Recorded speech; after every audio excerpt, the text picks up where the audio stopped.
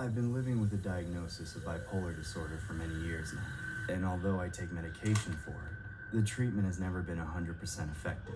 I don't even know what normal is supposed to feel like anymore, but apparently, I'm not. At least, that's what the people in my life keep telling me. The love of my life was the one who threw it in my face the most. We were together for quite some time, and we used to love going out every chance we got, even after I started seeing my psychiatrist. We did it all. Movie dates, dinner dates, hikes through the nature, and trips to the beach. The whole romantic ring. And it was often documented by Instagram selfies and that sort of thing. Anybody who knew us based on our social media would have guessed we were a perfectly happy couple, but the reality was not so rosy. Like any couple, we had our ups and downs, but our lows certainly outweighed our highs. Every single argument we ended up getting into got heated and out of hand, sometimes even devolving into physical altercations. You're not listening to me! Shut up! I'm not talking to you while you're throwing things and screaming at me! I'm not screaming at you! It's just a bet! Over what? I don't even remember anymore. Just leave me alone! When things started to blow up, it always ended with her refusing to speak to me and running off into the bedroom, which kept me locked out for hours. I hated being shut out, but when I eventually cooled off and heard her crying to herself on the floor, I always forgot whatever it was we were fighting about, and did what I could to let her know that at the end of the day, all I wanted to do was be there for her. I'm sorry, let's not do this again. It was your fault! It's always your fault! I knew it was me. I don't understand myself either. I wish I could for you. But you have to believe me. I'm trying. And I'll keep trying. Just please let me in. I'll come out in an hour. Just give me some space. I can't even remember how many times that scenario played out, but every... So he a crackhead. Guys, he's a crackhead. Yeah, he's definitely a crackhead. Yeah, well, not a crackhead. He's a medic. He has to be a medic.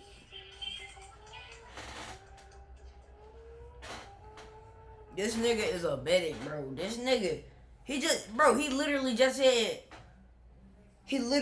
said, they always, almost every day they get to fighting.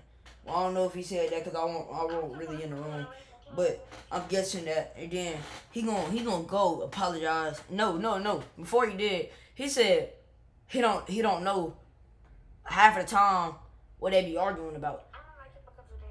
So that nigga, he is mental. He gotta be mental. And then she said it. He basically said, he basically said that he's starting all this shit and he can't even control it. He can't control it. So that nigga just need to start taking his meds. We swept the issue under the rug and pretended like everything was okay. Neither of us knew how in the world we were supposed to fix each other, so we just didn't. Over time, I tried to figure out ways to compensate for the problems. For instance, when we went out, especially right after a big fight, I was always extra affectionate and touchy. I knew that was her love language or something, so I figured she would appreciate the ample PDA. I thought maybe it was working because it always made her smile. But then I slowly realized that it was a fake smile out of awkwardness. And that was the moment I realized she was thinking about leaving me. That made my blood boil. But I was dead set on not fighting in public anymore. So I kept it bottled up and acted like I couldn't notice her rolling her eyes and making me feel like some clingy psychotic boyfriend. But Builders. Oh, he's not caught it. Title. That's right. Mindset. Phase 44. They wouldn't know what else is happening. These fucking ads. But when other men looked at her, I snapped. All the pent-up anger blew up in the face of whatever stupid schmuck had the balls to look at my girl with some dopey smile. What do you think you're looking at, punk? That's my thing! You better stop staring unless you want to bathe it, faithful. You got that? Stop it! What's wrong with you? What's wrong? I dare a nigga to try to come up. Up on me like this, nigga. I'ma beat your ass. I'm not even gonna lie. I'ma beat your ass. I'ma beat your motherfucking ass, yeah. I'm throwing your ass over the counter in the air and some bullshit. You and I need to talk. I knew what that meant. That was what she said when she was about to suggest we take a break from each other. But I always shut the idea down. But one day, when I thought she was going to suggest time apart again, she took it a step further. I can't be in this relationship with you anymore. We need to just be friends. Just argue my free form, bro. After everything we've been through together, you're really just gonna end it now? Yes.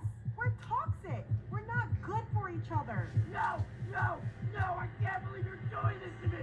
You traitor! I pretty much blacked out when she broke up with me. I smashed everything in my house. I broke windows, punched holes in the walls, and ripped the doors off the hinges. And when I came to, the whole place was trashed and my girlfriend was gone. The next day I called her, but she didn't reply. I had to... Nigga, say, oh my fucking gosh, bro. Nigga, stop calling me Jameer. I was making a video. Them niggas can hear you. Oh my fucking gosh. Now I gotta fucking start the whole fucking recording. God damn. Fuck that shit. I'm blinking that shit out. I'm blinking that shit.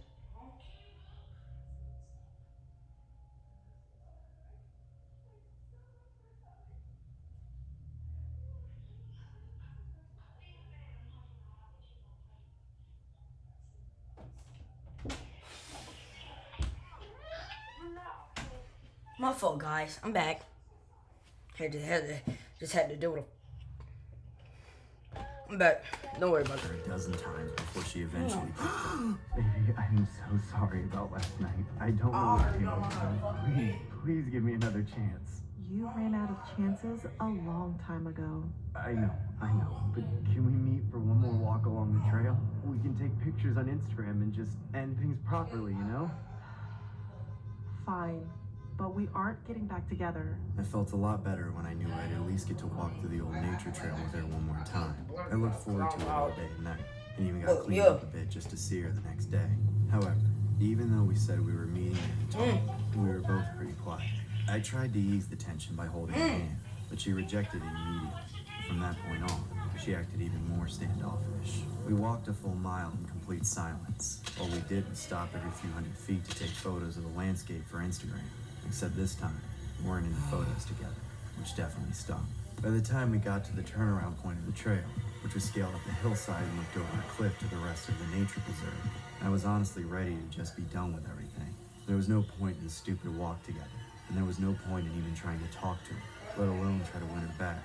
The view from the cliff was quite nice that day, and we both made sure to take photos of it. I got one standing next to her by the ledge, but then, while she was engrossed in taking as many photos as possible, I slowly backed up a few steps, got one last picture of her enjoying the view, then ran forward and did the deed. I would have dead ass Here's had. the alleged photograph of the girlfriend. It was the last image shared via her boyfriend's Instagram. I guess you now know the disturbing backstory behind this candid photo. Damn. He pushed her off the cliff? Hold on, I won't even hear. He pushed her off a cliff? Did the deed.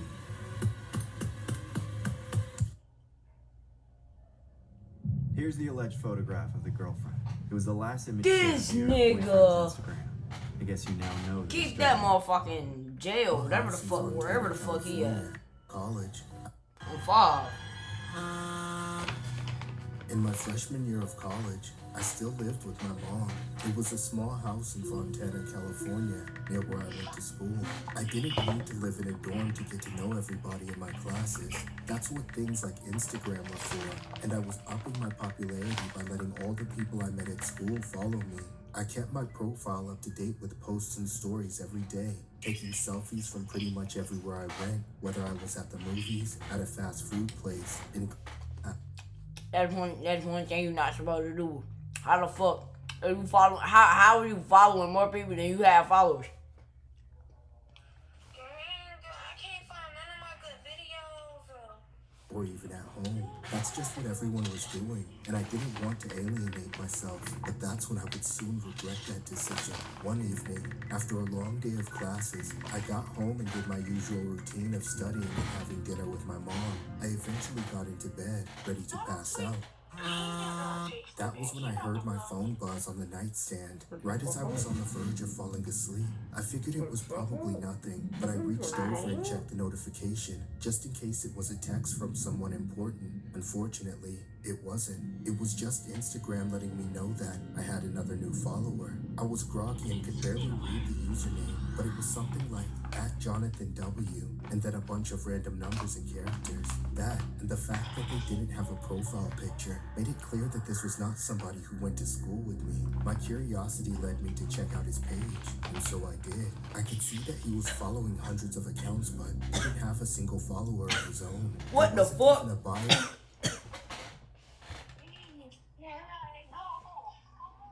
So we about to go home and win your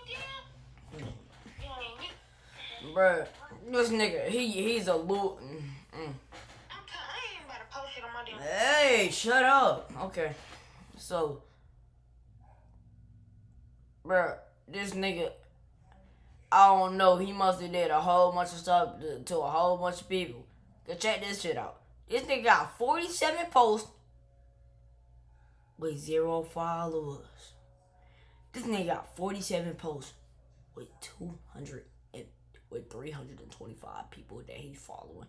He's a fucking goofy. He's a loser. He's a loser. I don't care. He's a loser. Following hundreds of accounts, but didn't have a single follower of his own. There wasn't even a bio or a link to anything. However, there were a few posts on his account. As I began scrolling, I noticed all the posts were of the same thing. A confusingly close-up shot of some kind of cotton upholstery stapled onto wood planks, like he was some kind of construction worker. The only difference between any of them was that it looked like some of them were taken at night, while others were taken from the daytime. I figured the account was either just some bot or maybe some random weirdo, so I put down my phone and tried to go back to sleep. Not even a minute later, my phone buzzed again. This time when I checked, it was a DM from the same guy that read, "Hey baby." I immediately realized that it wasn't a bot, but an actual person. I decided to That nigga respond creep. back with, Who's this? admittedly, replying to him wasn't the best idea, but I wasn't thinking about the fact that he would be able to see when I read his messages out. Shit, if you was gonna respond, the nigga all he said was, "Hey baby, what the fuck you snapping at that nigga for?" Damn. Like, that's outrageous. However, after a few minutes, he didn't respond with anything, so I put my phone down again and tried to get some sleep.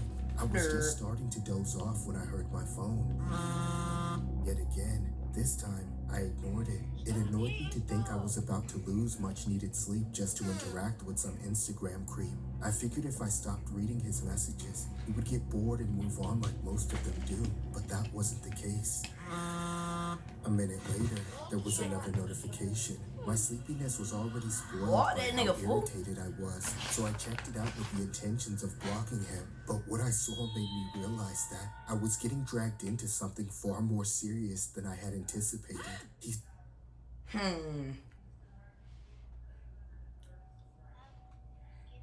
Need a minute? Take it. With something cold, colorful, and made just for you. Wawa's Refreshers. Recharge your energy drinks and lemonades are Bro, ready don't get when mad you at her. are. Nigga, she can't Refresh. help it. Gotta have a...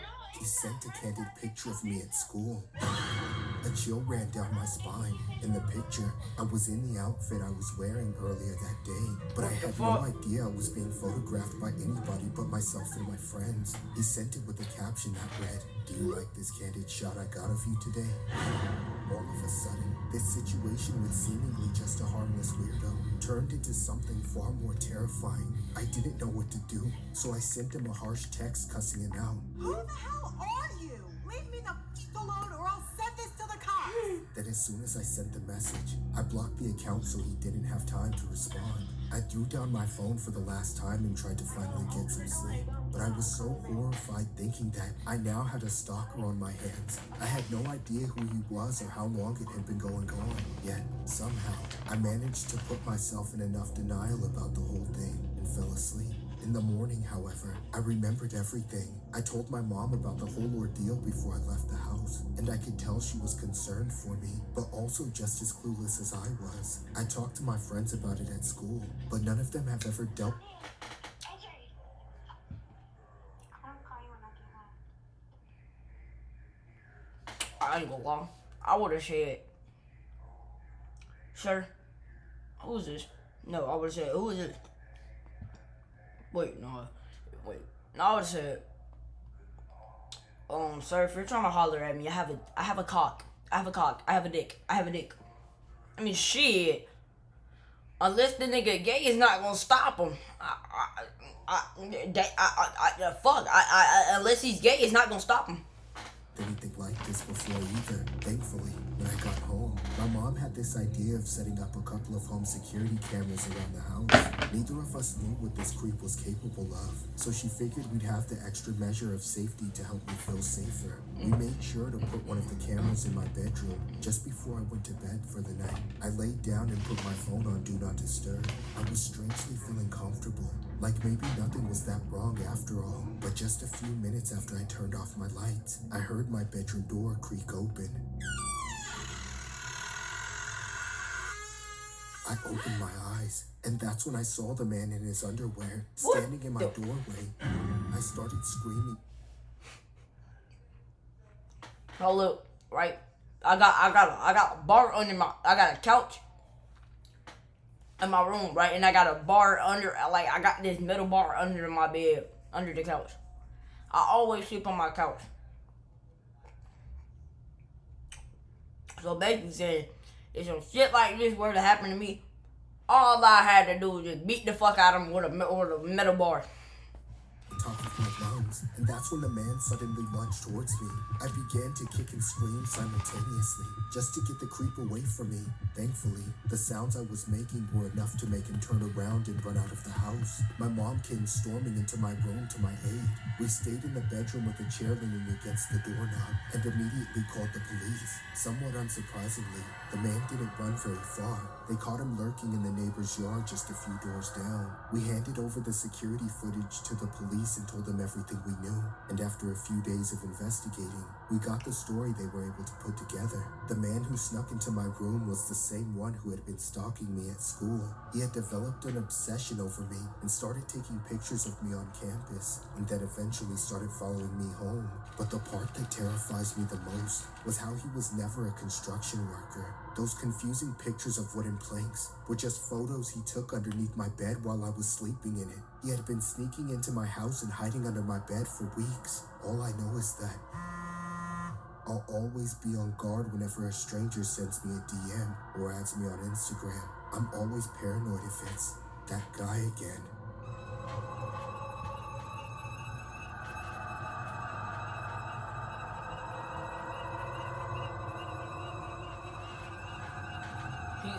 He fucking ugly too.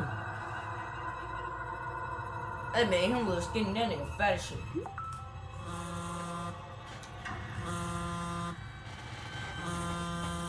What the fuck?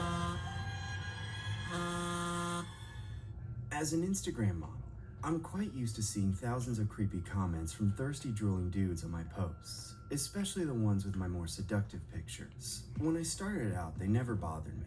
It wasn't so different from the pathetic advances I was used to getting in person. And after all, those desperate men were the main source of my income as a model. When you become an adult at a time like this, you have to make sacrifices to get by. But my parents were always judging me for it. They said they were just concerned, but I know how they really felt. The last thing I wanted to do was to be the kind of people they are. I was just waiting until I saved enough money to move out of their house and get away from their corporate attitude. Family Guy And ass I was going to take my cartoon dog with me. Her animation. name was Carly, and she was like my sister. She was always the sweetest dog, but for some reason, my This motherfucker look like he out of 101 Dalmatians. parents started to Like, hate as a her. different She dog seemed breed, like she I'm had like, developed let some me kind of shut the fuck up. anxiety disorder. Every night after my parents Hound went to dog bed, looking at her. she would start barking and just wouldn't stop. She had a big voice on her too and would bark constantly all throughout the night until her poor little voice was hoarse the next morning. I did my best to comfort her, but no matter what I did, she wouldn't quiet down. My Man, that parents dog got got a fed up and started fucking leaving dick. her in the That backyard. dog got some balls. Hell no. That ain't. Oh no, that's the other big foot. voice on her Oh, too I'm and would tweaking. bark I'm tweaking. That's the constantly other all throughout foot. the night until her poor little voice was hoarse the next morning. I did my best to comfort her, but no matter what I did, she wouldn't quiet down. My parents got fed up and started leaving her in the backyard every night.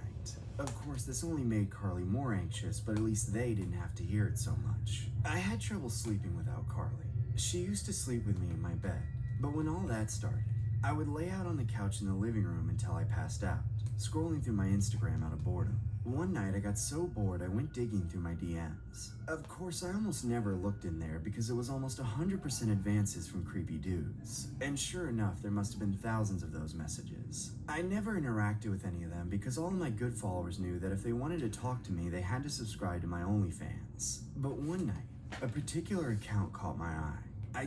Don't want you're getting stalked. You do fucking OnlyFans. Oh, dead ass. So much that I barely even noticed him anymore. But when I looked, I realized he had left a shockingly desperate comment, sometimes even multiple comments, on every single one of my posts. Not only that, but he had sent me a DM literally every single day. And every message was the same. Just him begging to be with me and asking for freebies, along with the same boomer selfie. I couldn't resist looking at his account. He was a 40-something-year-old dude named Charlie with a big fat double chin and a chubby face. He was following over 2,000 accounts, most of which were bots or other models, but he had exactly 0 followers himself.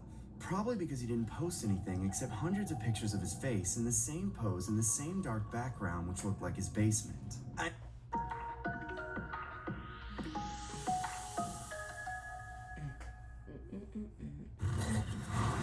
This car isn't finished. Sure, everybody. Shut your bitch ass up, fuck nigga. I knew it was probably a bad idea, but for some stupid reason, I texted him back thinking he was too digitally stupid to find my OnlyFans. Hey there, Charlie. I know you want to chat and see more of me, but I don't do any of that on Instagram. If you click the link in my bio, you can subscribe and get everything you want, including private chats with me and exclusive naughty photos and videos. I didn't even have time to tap out of the chat before he replied. Oh my god, I can't believe it. You replied. I'm so happy right now. Thank you so much. You have no idea how much this means to me. You're the most awesome person I've ever talked to. Thanks. I couldn't think of anything else to answer. I was off-put by the fact that he replied to my message so quickly, as if he'd been obsessively waiting by the phone for me. I was already regretting the decision. You're so very welcome. Would you like to video chat? I'd really like to see your Fuck face. no, nigga. My stomach quivered. Video calling this guy was the last thing I wanted to do. I was literally in my pajamas with no makeup on and my hair looking a mess. Plus, I didn't want to show face to this creep anyway. I put my phone down and tried to distract myself with some TV, but I couldn't ignore it. Between Carly barking herself silly and my phone buzzing constantly from all of Charlie's messages, I couldn't relax at all. And eventually, my curiosity got too intense. I had to see what he was saying. Why are you leaving me on red? Along with a dozen minute messages, he'd sent me another selfie, but this time he was shirtless, revealing his chubby middle-aged body, and he was also crying. What the fuck type of shit is that? I hated him on Instagram. I turned up the volume of the TV and did my best to put the whole thing out of my mind. That's some bad buyer type Unfortunately, shit, I really eh? wanted to know if he got it. After a little while, I decided to check one more time. He'd sent a bunch more pictures, all of him with his face getting twisted and red with anger like a fussy toddler. That, and quite a few disrespectful texts. Stop ducking me, stupid thought! Don't ignore me, you tramp! When I read all that nasty stuff, I got heated. I couldn't resist giving her a piece of my mind. Admittedly, I didn't feel any better after I sent the message. More like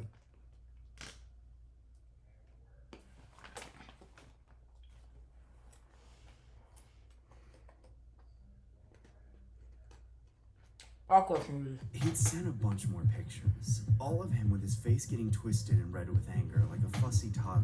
That, and quite a few disrespectful texts. How the fuck you turn from Ducking me, 18? stupid thought! Don't ignore me, you tramp! When I read all that nasty stuff, I got heated. I couldn't resist So giving fucking her a piece of my mind. Admittedly, 58. I didn't feel any better after I sent that message. More like I'd made some sort of childish mistake. I paused the TV and tried to figure out what I should do next. I could hardly focus on anything though. For some reason, everything was eerily quiet.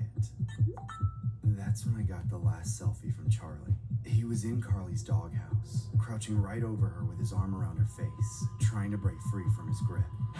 I rushed to my feet and ran out into the backyard, straight for Carly. I found her in the doghouse, No. decapitated. She was in 2 pieces in a pool of her own blood, and Charlie's footprints were all over the place. Ever since then, my life has never been the same. How can I go back to normal when I know that psycho was creeping in my backyard every night? And to think poor Carly was just trying to warn us the whole time, but we didn't listen. I don't even trust my parents anymore. I live with some friends now. I've shaved my head and I never wear makeup anymore. I never even wear more than baggy sweatpants and oversized shirts wherever I go. It's all in the hope that if he doesn't find me attractive anymore, he'll leave me alone. I don't think I'll ever believe it though. I deleted all my social media accounts, but as far as I can tell, so did Charlie, which means I was never even able to report him. All the police have is his shoe size, but until they find him, I can never rest knowing he's still out there. Hey, don't show me that ugly ass nigga face either, bro.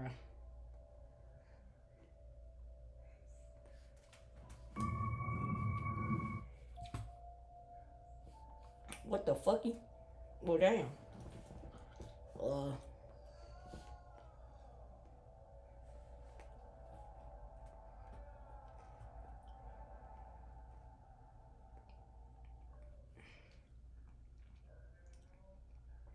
So,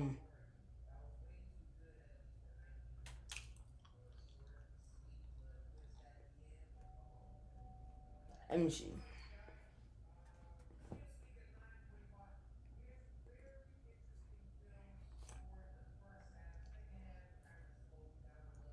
New story. If I can find this.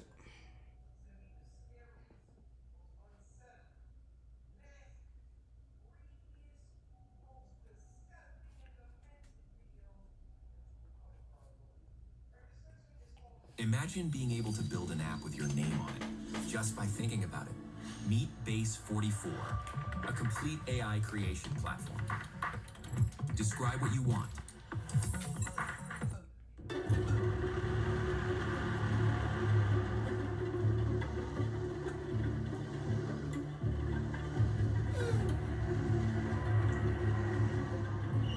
I ain't never ever known these motherfuckers for using AI.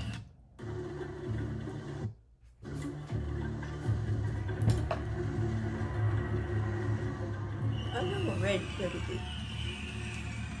I've been ready for 30 days. Oh, fuck, I'm tweaking. Fuck for a motherfucking home.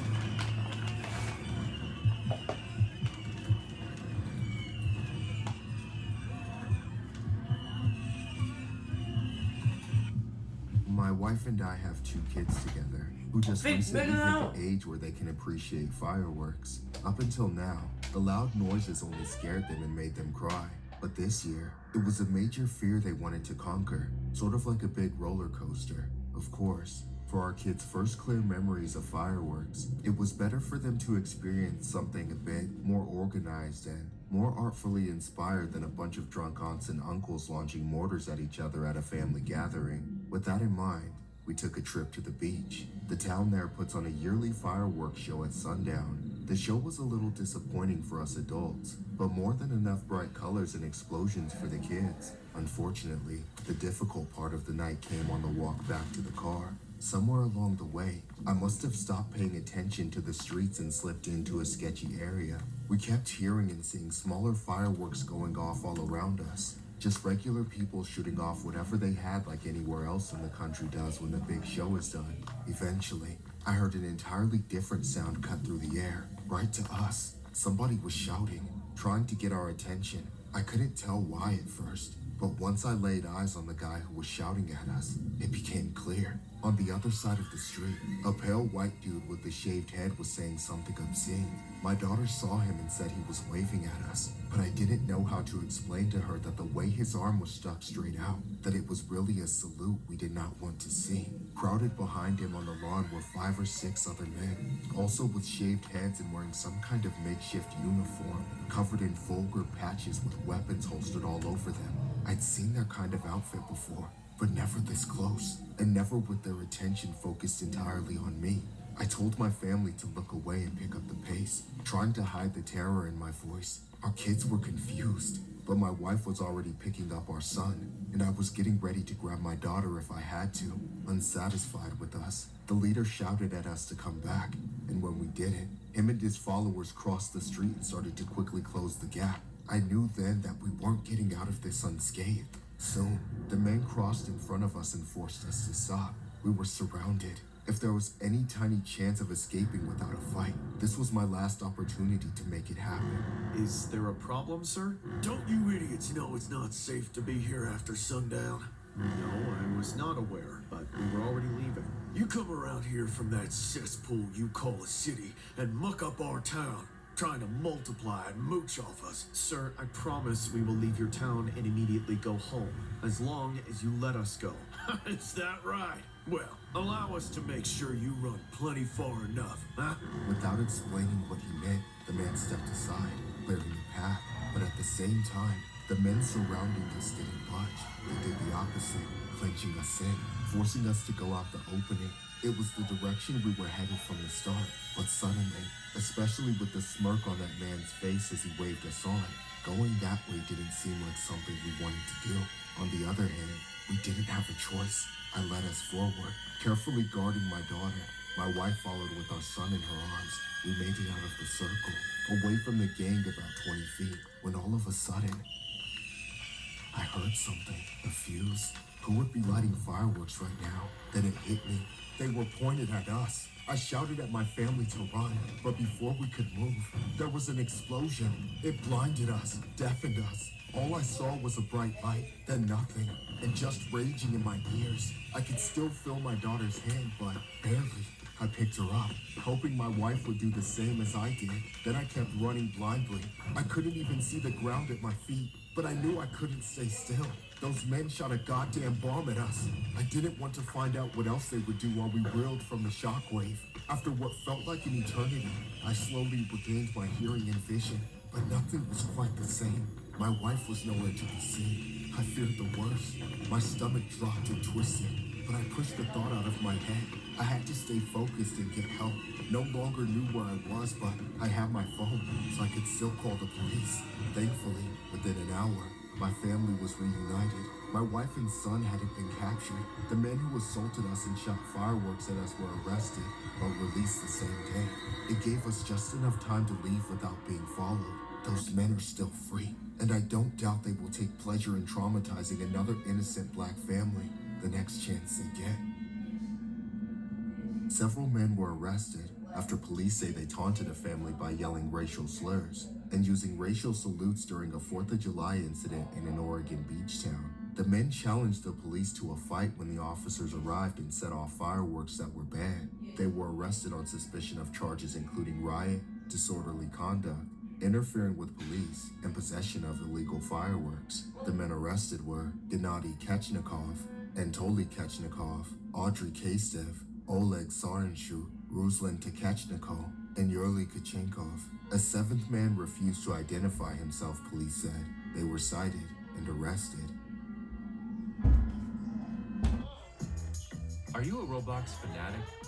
Microsoft Rewards has a brand new way for you to earn digital gift cards from Roblox. Just sign up for Microsoft Rewards, then search, play, and shop.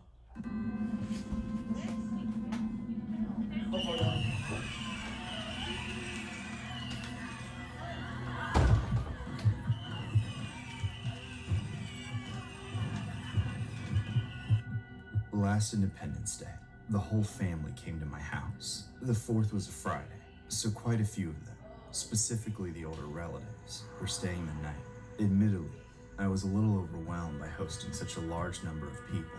I wanted my daughter to get out and catch up with her family, but she was too old to have fun with her little cousins and still too young to hang out with grown-ups, so I could tell she was feeling a bit like an outcast. However, I had a trick up my sleeve, something to be the defining factor of the night. My trick, of course, was the illegal fireworks. I crossed state lines and blew a downright stupid amount of money to get an insane array of the biggest, craziest fireworks I could possibly get my hands on in the days leading up to the 4th. I did some research on the best way to line up multiple rockets for an impressive extended volley that would last at least a whole minute. Unfortunately, I didn't have quite the audience I wanted.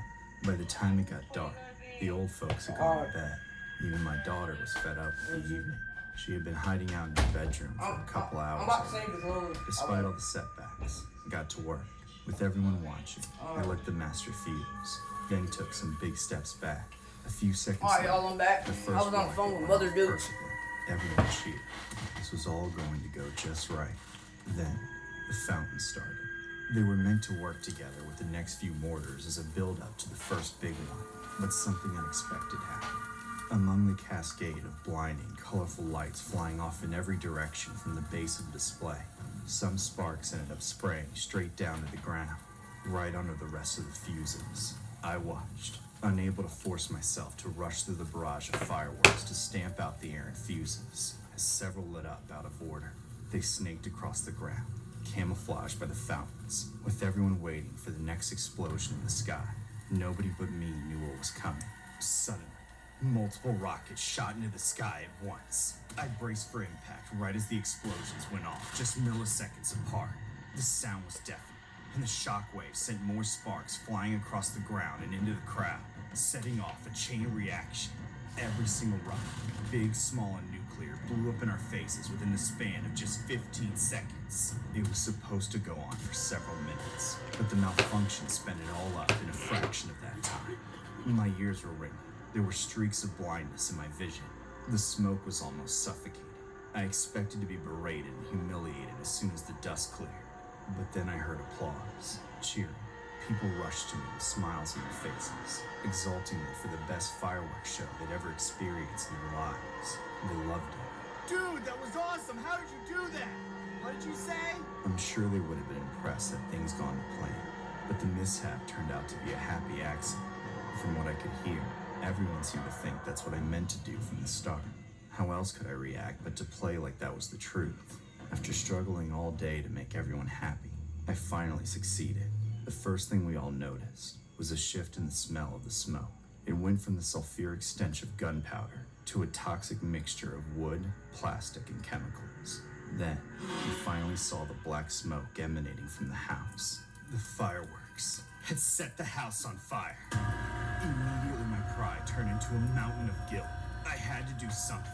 That was my house, my family.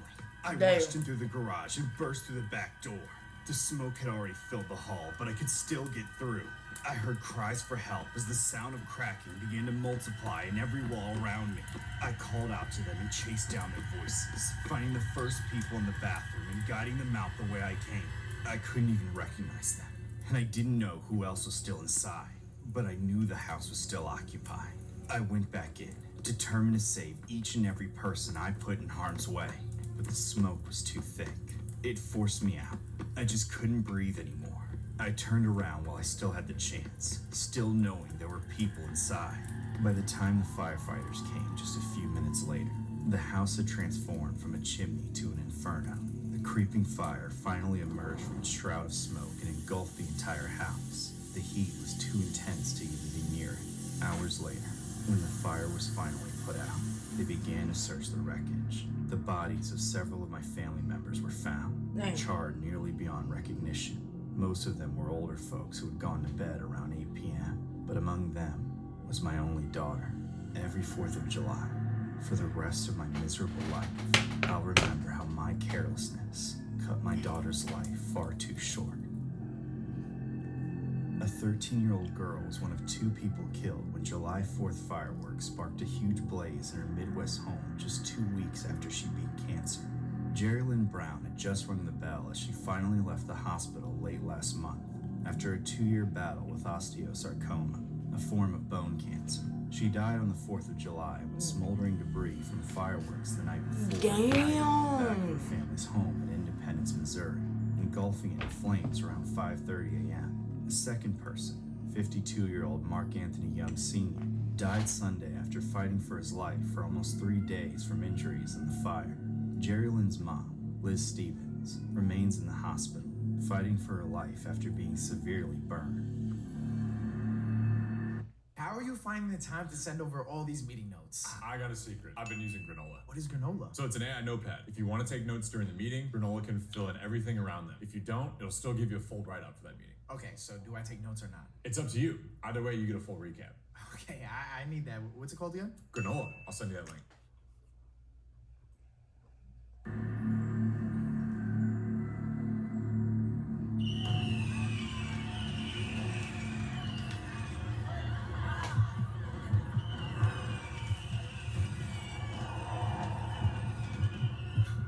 It was the middle of summer break, school was out, and I didn't have any worries or responsibilities other than a few chores here and there. It was the year of 2012. Life was good.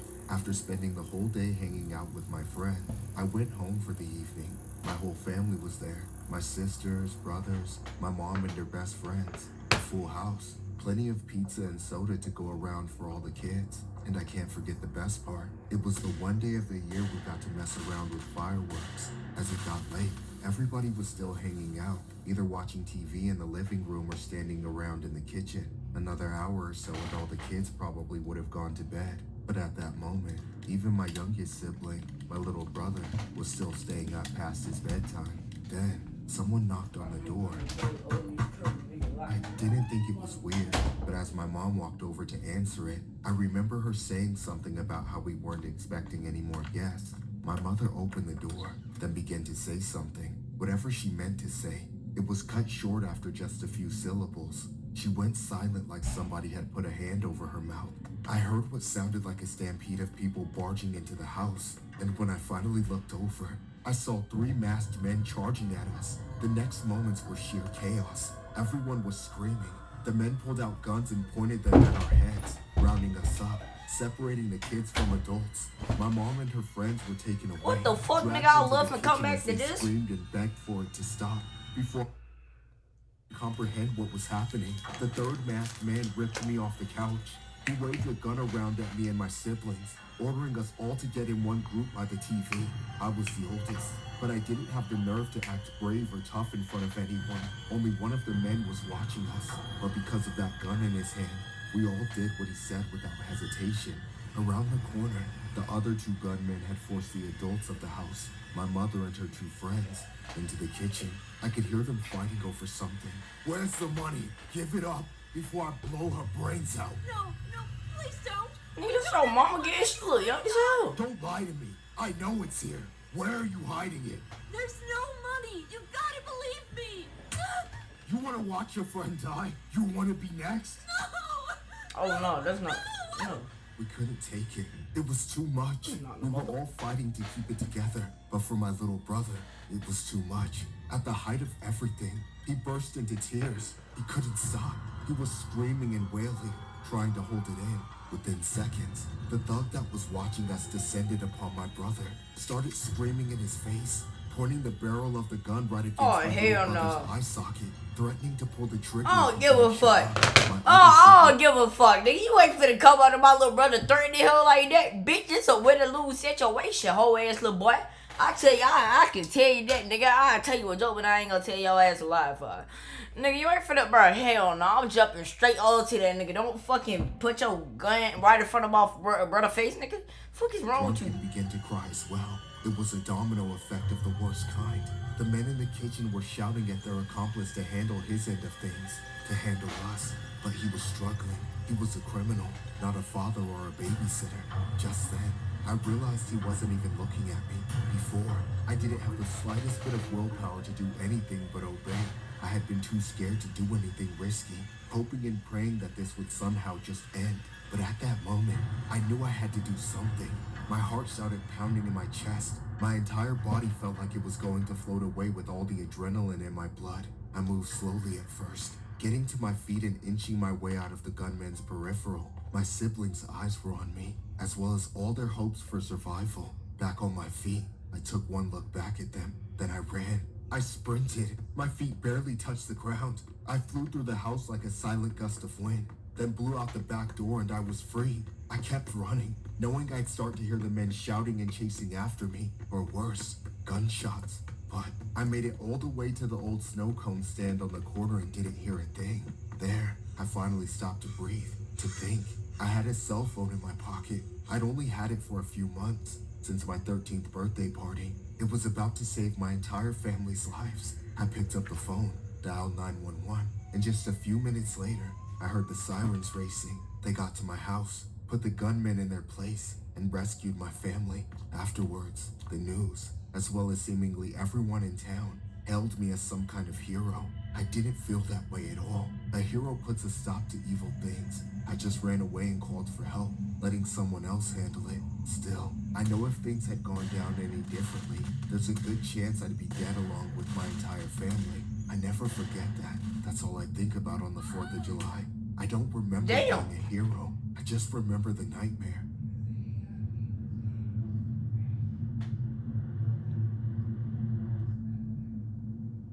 A 13-year-old boy is being called a hero after saving his family from a violent home invasion on the 4th of July. The teen, along with his 3-year-old cousin, his mother, and 3 other women were inside a home when 3 armed men broke in. They said they wanted the money, and I'm thinking, what money? I don't have any money, said the teen's mother, who did not want to be identified. Police say the woman's 13-year-old son sprang into action. He ran down the stairs and out of a back door, and went to a nearby water ice stand parking lot to call police, using a cell phone he borrowed from a stranger. Having no idea if her son was okay, the woman said she prayed for help. Seconds later, police kicked in the front door. If not for my son, we probably would not be alive. I don't think they had any intention of letting us live, said the woman. Police say the alleged gunmen didn't put up much of a fight and were quickly arrested. The suspects were Dominic Avery, Daryl Sanders, and Gerald Whitaker. As for the woman involved in the terrifying ordeal, she's thankful to be alive and proud of her son. I don't fucking die. Yeah. So that does it for Spooky Scary Week. You feel what I'm saying? Fuck the thumbnail, yeah.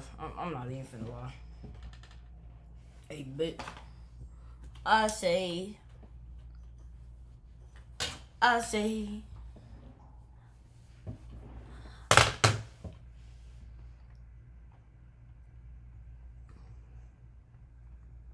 Fuck, I can't do it. I say, I do a step back, I get to the 3, and I say, green bean.